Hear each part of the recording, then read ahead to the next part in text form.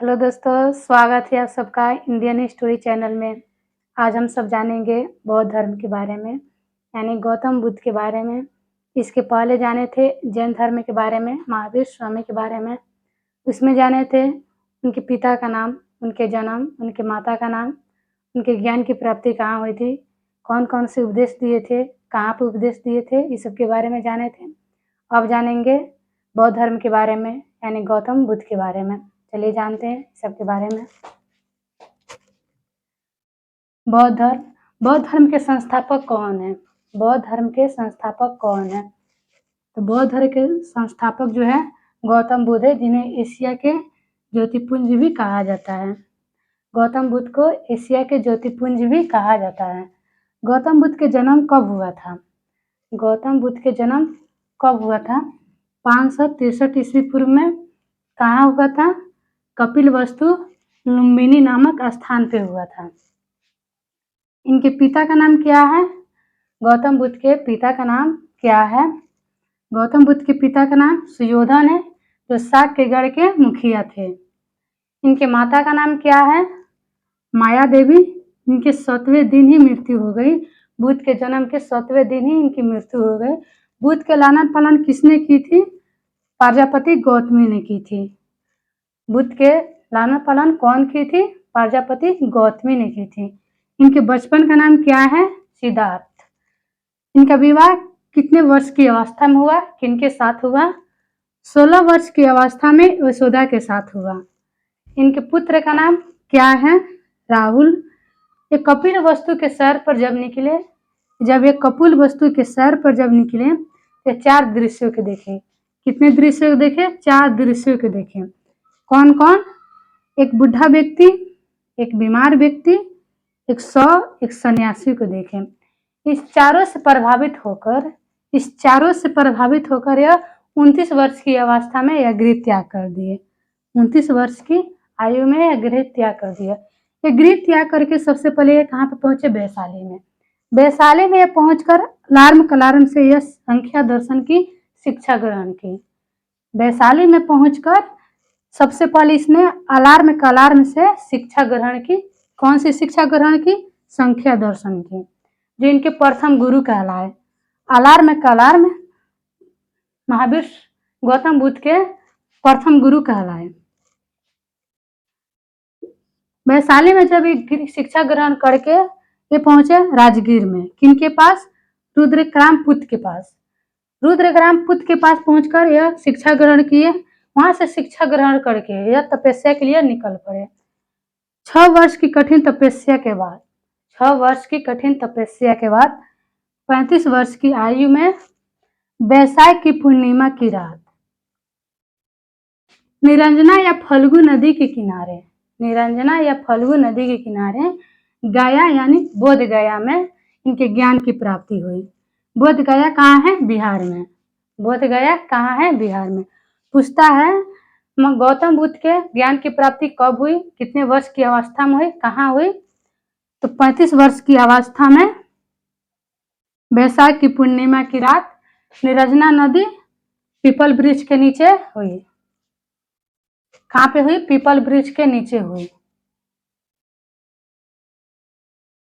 People वृक्ष के नीचे इनके ज्ञान की प्राप्ति हुई। ये सबसे पहले प्रथम उपदेश कहाँ पर दिए थे? ये प्रथम उपदेश कहाँ पर दिए थे? सारनाथ या ऋषिपत्तनम में दिए थे। किस भाषा में दिए थे? तो पाली भाषा में दिए थे। बौद्ध धर्म में जब ये प्रथम उपदेश दिए तो क्या कहलाया? धर्म चक्र परिवर्तन कहलाया। सर्वाधिक उपदेश कहाँ पर दिए थे? सबसे अधिक उपदेश कहाँ पर दिए थे? तो श्रावस्ती में दिए थे। इनका मृत्यु कब हुआ? गौतम बुद्ध की मृत्यु कब हुआ? कितने वर्ष की अवस्था में हुआ? 80 वर्ष की आयु में 483 ईस्वी पूर्व में कुशीनगर देवरिया जिला उत्तर प्रदेश में हुआ, जिसे बौद्ध धर्म में कहा जाता है महापरिनिर्वाण। क्या कहा जाता है? महापरिनिर्वाण। बौद्ध धर्म से कौन कौन से पिटक संबंधित है? विनय पिटक, सूत्र पिटक, अभिधम पिटक। ये जो तीनों पिटक जो है यह बौद्ध धर्म से संबंधित है। यह जो तीनों पिटक किस भाषा में है? तो पाली भाषा में है। बुद्ध के जन्म की जानकारी कहाँ पर मिलती है? बुद्ध के जन्म की जानकारी कहाँ से मिलती है? जातक से मिलती है, जो खुदक निकाय की 15 पुस्तकों से 15 पुस्तकों में से एक है। जो खुदक निकाय की 15 पुस्तकों में से एक है जातक। बौद्ध धर्म की पूर्व जन्म की मान्यता है। बौद्ध धर्म में पूर्व जन्म की मान्यता है। विश्व दुखों से भरा है। कहाँ है?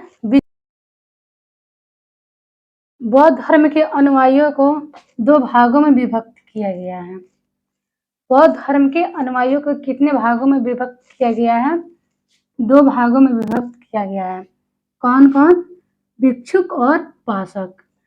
भिक्षुक जो है, जो गृह त्याग करके या बौद्ध धर्म के प्रचार प्रसार करते हैं, और उपासक जो है वो गृह जीवन व्यतीत करते हुए यह बौद्ध धर्म के प्रचार प्रसार करते हैं। बौद्ध धर्म में सम्मिलित होने की आयु कितनी होनी चाहिए?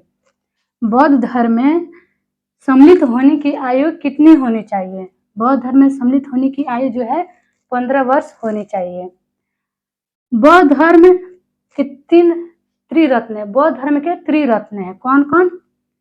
बुद्ध, धम्म, संघ। प्रथम बौद्ध संगति कब हुआ था? प्रथम बौद्ध संगति कब हुआ था? 483 ईस्वी पूर्व। कहाँ हुआ था? राजगीर में। इसके अध्यक्ष कौन थे? महाकश्यप। किसके शासन काल में हुआ था? अजात शत्रु के शासन काल में हुआ था। प्रथम बौद्ध संगति किसके शासन काल में हुआ था? अजात शत्रु के शासन काल में हुआ था। प्रथम बौद्ध संगति जब हुआ उस समय अध्यक्ष कौन थे? महाकश्यप। द्वितीय बौद्ध संगति कब हुआ था? 383 ईस्वी पूर्व में वैशाली में हुआ था। किनके अध्यक्ष में हुआ था? सवा कामी के अध्यक्ष में हुआ था। किसके शासन काल में हुआ था? तो कालाशोक के शासन काल में हुआ था। तृतीय बौद्ध संगति। द्वितीय बौद्ध संगति। तृतीय बौद्ध संगति कब हुआ था? 255 ईस्वी पूर्व में। कहाँ पे हुआ था? पाटलिपुत्र में हुआ था। किसके अध्यक्षता में हुआ था? मंगलीपुत्र तीर्थ के अध्यक्षता में हुआ था। किसके शासन काल में हुआ था? अशोक के शासन काल में हुआ था। तृतीय बौद्ध संगति किसके शासन काल में हुआ था? अशोक के शासन काल में हुआ था। चतुर्थ बौद्ध संगति कब हुआ था? ईस्वी के प्रथम शताब्दी में हुआ था। ईस्वी के प्रथम शताब्दी में हुआ था। और कहाँ हुआ था? कुंडल वन में हुआ था। किसकी अध्यक्षता में हुआ था? वसुमित्र या अश्वसेन के अध्यक्षता में हुआ था। किसके शासन काल में हुआ था? कनिष्क के शासन काल में हुआ था। चतुर्थ बौद्ध संगति के बाद बौद्ध धर्म 2 भागों में विभक्त हो गया। बौद्ध धर्म 2 भागों में विभक्त हो गया, हीनयान और महायान। धर्म के प्रचार प्रसार करने का जो प्रारंभ हुआ बौद्ध धर्म में ही हुआ। सबसे पहले बौद्ध धर्म में ही अपने धर्म के प्रचार प्रसार करने का प्रारंभ जो हुआ बौद्ध धर्म में हुआ। बौद्ध धर्म की सबसे पवित्र त्योहार कौन है? बौद्ध धर्म की सबसे पवित्र त्योहार जो है वैशाख की पूर्णिमा, क्योंकि वैशाख की पूर्णिमा के रात ही बौद्ध यानी गौतम बुद्ध के ज्ञान की प्राप्ति हुई थी। बुद्ध ने सांसारिक दुखों के संबंध में कितने उपदेश दिए थे? बुद्ध ने सांसारिक दुखों के संबंध में कितने उपदेश दिए थे? 4 उपदेश दिए थे। कौन कौन? दुख, दुख समुदायक, दुख निरोध गामिनी। ये जो 4 उपदेश दिए थे सांसारिक दुखों के संबंध में दिए थे। सांसारिक दुखों से मुक्ति पाने हेतु कितने उपदेश दिए थे? सांसारिक दुखों से मुक्ति पाने हेतु कितने उपदेश दिए थे? तो ये 8 उपदेश दिए थे। कौन कौन? सम्यक दृष्टि, सम्यक संकल्प, सम्यक वाणी, सम्यक कमांड, सम्यक आजीव, सम्यक व्यायाम, सम्यक समृद्धि, सम्यक समाधि। जो ये 8 उपदेश दिए थे ये उपदेश दिए थे, सांसारिक दुखों से मुक्ति पाने हेतु दिए थे। निवारण के लिए कितने उपदेश दिए थे? निवारण के लिए 10 उपदेश दिए थे। कौन कौन?